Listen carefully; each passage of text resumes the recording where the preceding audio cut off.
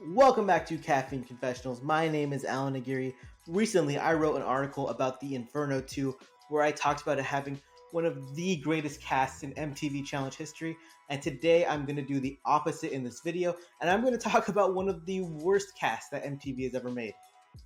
I spent a lot of time mulling which season would be under consideration for the worst cast in Challenge history, and there were a few on my short list. Some of the seasons that I considered for this list were Inferno 3, The Island, Battle of the Seasons 2012, Battle of the Bloodlines, Cutthroat, and Rivals 3. It is crucial to note that just because a cast itself is not that strong does not mean the season is not good, because Cutthroat and Battle of the Seasons 2012 are two of my favorite seasons because the formats elevate the cast to be at the top level they could be. Meanwhile, you have a season like Final Reckoning or Dirty 30 that have these giant stack casts and the format just ruined the game.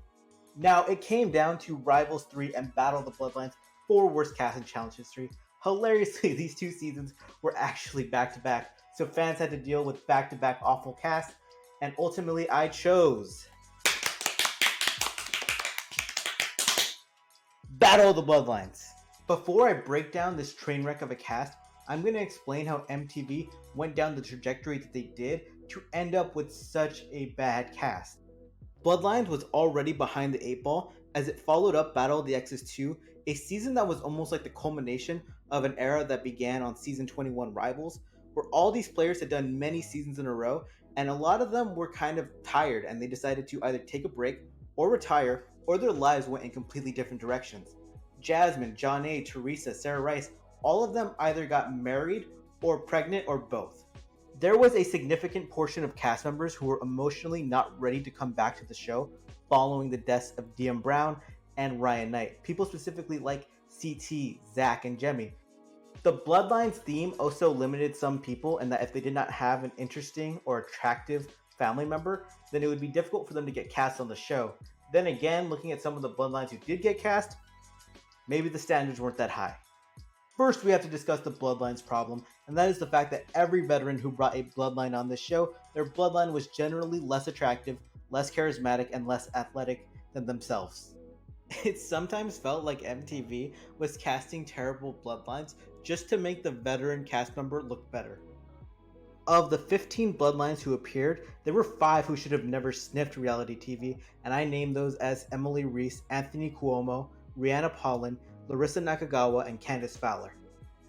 Then you have the 2 problematic males who returned for future seasons in Vince Gliata and Shane Raines. Vince was Johnny's cousin who lacked all of Johnny's good qualities, charisma and competitive ability, and then had all the bad stuff. Misogyny, chauvinism, and just being an absolute asshole at times. Then you have Shane, who was entertaining on Bloodlines in his short stint, but then on Dirty 30 got into a physical altercation with Simone Kelly, and hitting women is obviously a terrible thing to do. Don't do that. Then you have the less charismatic twins, Stephen Buell and Rafi Medrano. There were 2 females who had really good commentary, and they were Brianna Julich, Jenna's cousin. She had no filter and would say hilarious things all the time, just without thinking. Then you had Nicole Ramos, who is Nani's cousin, and she's a bit clever, intelligent, and was a better competitor than expected. Both of them were better competitors than you ever expected, yet even though they beat expectations, you can't help but feel that without their cousins and the format being Bloodlines, MTV would have never taken a second look at them. Congrats to Nicole Ramos though. She appeared on 4 seasons of the challenge, easily the most of any Bloodline, and a season of X on the Beach. Last but not least, there were 4 Bloodlines that I would consider to either be strong players or had the potential to be good competitors. These were Mitch Reed, cousin Jamie Banks, Jill Tuttle, and Mike Boyes. Jamie was the only player of these to return after winning Bloodlines. He competed on Rivals 3 with Kellyanne and actually has a pretty decent resume with a 3-1 elimination record on top of his $125,000 challenge win. While some of the Bloodlines were very likable, again you have to remember that the measuring stick for them were the other Bloodlines, many of which were terrible. I love me some Cousin Mitch, but at the end of the day, he's just a little speck in the giant challenge universe. I do want to shout out the rookies who excelled this season. Jenna won 3 eliminations, became the Barbie Beast, and finished 3rd place in the final, actually finishing it this time. Corey set the record for consecutive daily challenge wins. Thomas's affair with Cara Maria was one of the biggest storylines of the season. Then you have Tony, who, even though he was only on a few episodes, somehow cheated on his pregnant girlfriend, got into multiple fights, got physical with his own brother, and then ruptured his spleen. Dario had a mini rivalry going on with both Bananas and Nani, and was able to live his teenage dream by hooking up with Kellyanne all season. Unfortunately, Christina had a terrible rookie experience as she got eliminated first and then was slut-shamed on the after show for hooking up with Tony. Switching over to the veterans, and honestly the veterans might be more lackluster than anything, especially considering the fact that Abram, one of the highlights of the season, wasn't even on the official cast. He was only brought in after 2 people got injured. While there was an unexpected return or 2 and a few fan favorites added, it was not an all-star group of players. In a format like this with so many rookies, you need all-stars on the cast to elevate the rookies and make them relevant. Rookies beating rookies doesn't do anything for a lot of the fans. Going through all the veterans, Leeroy and Kahada are 2 fan favorites who were both out within the first few episodes. That was a big loss to the season because they add needed comedic relief in their confessionals and are solid competitors. Then again, they don't really add drama to the show. Camilla and Nani were staples of this era, yet you can't deny that each of their characters was feeling incredibly stale on this season. Even Nani fans will admit that Nani was looking very physically and mentally drained by the end of her challenge run on Bloodlines and Rivals 3. She just didn't want to be there but was there for the paycheck anyway. Anissa was a complete mixed bag on this season. While physically she did well as a competitor, you have to remember that it was against inferior competition and the fact that she was compared to her cousin, who was one of the worst players in the game. Her relationship with Corey was especially weird because he kept saying bad things about her and saying that he was done with her, and then they just kept hooking up. Anissa was also toxic towards her own bloodline, which was really weird because you could tell that they didn't have much of a relationship before the show, and Rihanna really wanted to have a friendship and bond with Anissa, and Anissa just wasn't having it. After an 8-season gap and a 6-year difference, Kellyanne finally returned to the challenge. It was a huge return because MTV had been calling her every season since the ruins, yet they didn't act like that. When she came back, they kind of just swept that under the rug and pretended like Kellyanne was a normal everyday challenger that you see every season. People need to know that Kellyanne was an icon, and she did actually perform well. She got into hookups, she got into drama, but they didn't elevate her like they should have. Of course, the other big addition was Abram, and again, he was only added after 2 people got injured. Then again, his addition into the middle of the season just added so much energy to the show. He was a good competitor. He had such a different personality than everyone else, and he was an OG. Then you have his relationship with Cara Maria that's just devolving and just combusting in front of our eyes, and it's a train wreck, but we can't take our eyes off of it. Oh my god, it was such a good storyline, and he was so entertaining. Even though it skewed sometimes towards toxic, I can't lie in saying that I wasn't thoroughly entertained the entire time. I was actually engaged because of Abram.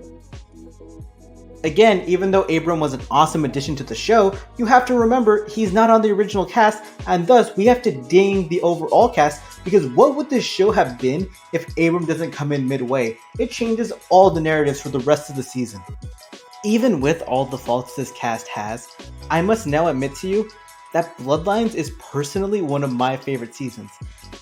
The reason I love this season so much is that there is a clear protagonist and a clear antagonist, and they are pitted against each other in such a way that it's almost like a WrestleMania main event.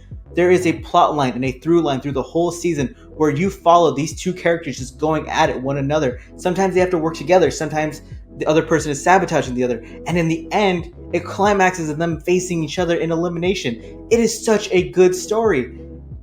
Most seasons of the challenge are like SNL, where you have this giant ensemble cast, and each person just tries to play their part with the stars truly shining in the end.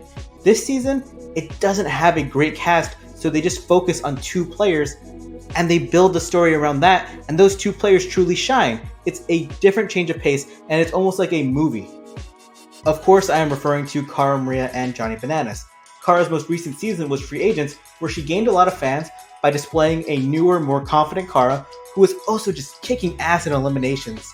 Then she broke her hand, which probably gained her more fans than anything because people sympathized with her, and she continued to compete with the broken hand. And even with that broken hand, she still almost made it to the final, coming up short in one of the final eliminations of the season to Laurel. And people wanted her to win more than anything. She was the perfect underdog. She was this girl who we'd seen grow over the years, and everyone wanted a Cara win. What helped Cara Maria so much as well is the fact that Johnny Bananas was a perfect heel. He voted her into elimination with a broken hand on free agents because there was bad blood between them. He's a 5-time champion. He is the hill, he's the Goliath that Cara would have to overcome. Then once you add in the fact that Cara is having an affair with Thomas, Bananas is the one who spills the beans to Abram, and he just messes up her whole life. And even though Cara made a bad choice, the fact that Bananas is the one who is making these banana type plays, it still makes him the villain and it still makes her the good guy. And when she finally beats him in that elimination, man, I was hype as hell. Watching Johnny Bananas lose is almost better than watching your favorite player win. At this point in the video, you might be wondering why I am talking so lovingly about a cast that I call the worst in challenge history. It's quite simply two things. One, I love the challenge. Two, you just don't know what's going to happen until you get there. You could have a great on-paper cast, but if the format is whack, if there aren't good storylines, isn't good editing, then the show just might fall flat. I love the Final Reckoning cast. It has so many of my favorite players ever, but the season has too many twists, wild editing, and it just doesn't make sense at times. I like Bloodlines because even though the cast sucks, it just flat out is garbage. There is a storyline and a through line throughout the whole process, and you feel engaged week to week because of it.